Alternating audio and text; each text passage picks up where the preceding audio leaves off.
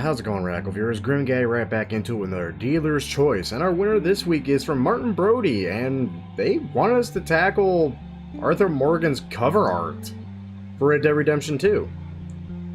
So, without further ado, let's go ahead and break into here and break the sucker down piece by piece, shall we? I gotta say, one of the weirdest things that threw me off now that I notice it, and it actually kind of bugs me, in the cover art, Arthur's not wearing his damn hat. Not the leather one. In fact, the hat he is wearing looks really close to the stalker hat. Granted, I'm mostly going off the band there with the tool leather, which is really reminiscent from Clint Eastwood's hat and a Fistful of Dollars in the Dollars trilogy. But yeah, that's basically the hat in the cover art. That really threw me off. And while you can basically go with any color you want, as the cover art is more or less stylized just to show off a bunch of red because it is Red Dead Redemption.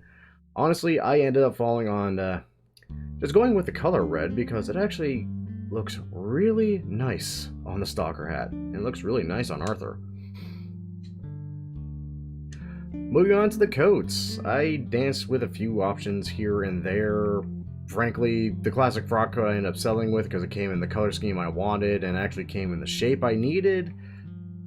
But the worsted coat is an honorable mention, does come in the shape, and I'm mostly going off the lapels there. And of course, a good old Rambler jacket if the lapels weren't so stylized. And Arthur's gunslinger jacket, honestly, the lapels just don't fit. It's weird. So, classic frock coat. This nice kind of more faded red option, which I love because it matches the hat. Moving on to vests. In the cover art, he is wearing a pinstripe vest of some sort.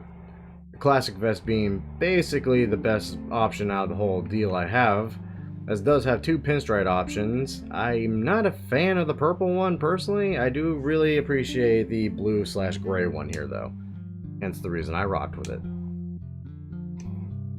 Moving on to shirts, if you want to stick with the entire color scheme of the cover art, the everyday overshirt does come in a very nice kind of mustard yellow that does fit the purpose.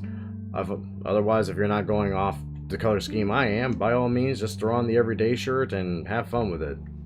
I just wanted something with a collar of some sort, but regretfully it didn't come in yellow, so I settled. Moving on to pants, good old work pants. Now, we don't see anything below the waist for the cover art, so I'm honestly kind of just having fun at this point.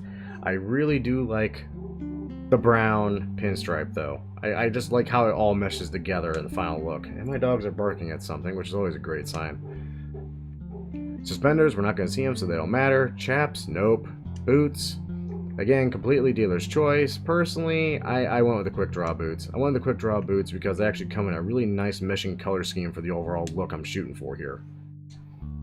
They just look really good.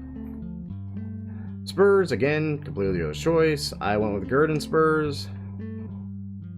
Color completely optional to whatever the heck you want if you even want to wear the spurs. I personally really like the kind of lightest red of the leather there. I really do. No mask, no bandanas, neckwear. We are going to throw on Arthur's neckerchief here, just for the simple fact that he is wearing one in the cover art, even though if it has a weird like brownish tint to it, which I sadly cannot replicate. No gloves with this outfit.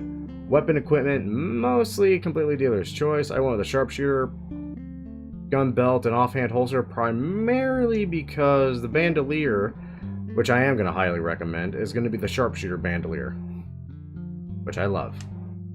About one of the few bandoliers I actually really like the look of. Satchels, just go with Arthur's satchel.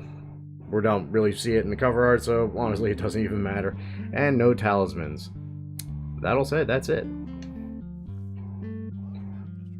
As usual, I do hope you all enjoyed, and if you all did enjoy, great way of showing that support as always is by liking the video, subscribe to the channel, and of course sharing it with your friends.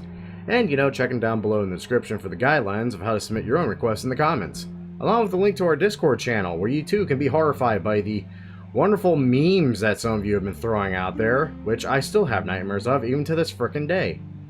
Wow, even the night in the street lamp, this still looks really good. Dang.